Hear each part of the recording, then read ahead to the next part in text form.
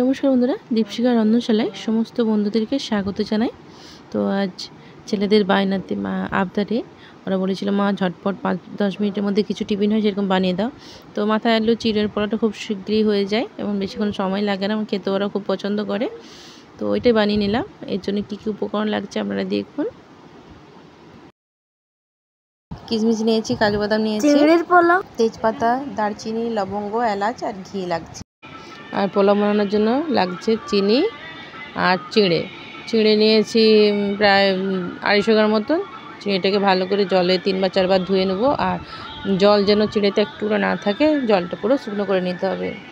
আর মেশিনের চিড়ে হলে মানে খুব নরম হয়, ধুতে ধুতেই নরম হয়ে যায়। একটু যদি ঢেঁকির চিড়ে হয় তো খুবই ভালো হয়। তো চিড়েটা ভালো করে ধুয়ে বাটিতে তুলে নিচ্ছি। চিড়েটা দেখুন এরকম শক্ত থাকবে, সেই সময় তুলে নিতে হবে, বেশিক্ষণ ভিজানো যাবে না, নাহলে পোলাওটা করা যাবে না, ঝরঝরা হবে না আর কি। তো এই পোলাও করে বাচ্চাদেরকে টিফিনেও দিতে পারেন বা সব বিকেলের নাস্তাতেও আপনারা এই খাবারটা করে নিতে পারেন। তারপরে ঘি দিয়ে দিলাম 2 চামচ মতন। আর কাজু বাদামগুলো দিয়ে দিলাম, একটু লাল লাল হয়ে আসবে, তারপরে কিশমিশগুলোকে দিয়ে দিতে হবে। আগে কিশমিশ দেওয়া যাবে না, কিশমিশ পুড়ে যাবে।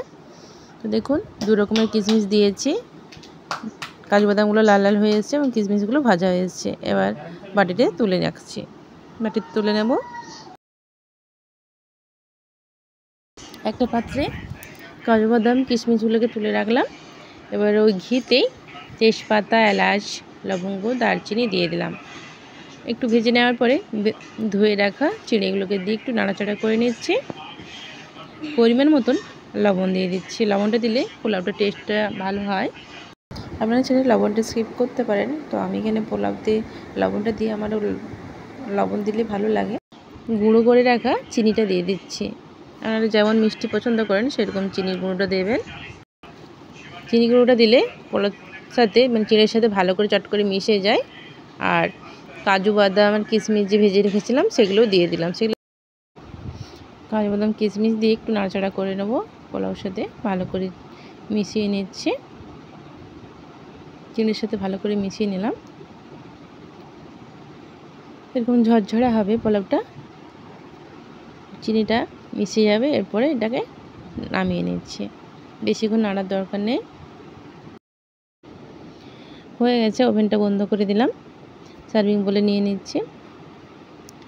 আপনারা এইভাবে বাড়িতে বানাতে পারেন, খুব ইজি এবং ঝটপট হয়ে যায়, বেশিক্ষণ সময় একদম লাগে না এবং খেতেও খুব ভালো লাগে। তো আপনারা সকলে ভালো থাকুন, সুস্থ থাকুন। আমি আবার আসবো নতুন কোনো রেসিপি নিয়ে।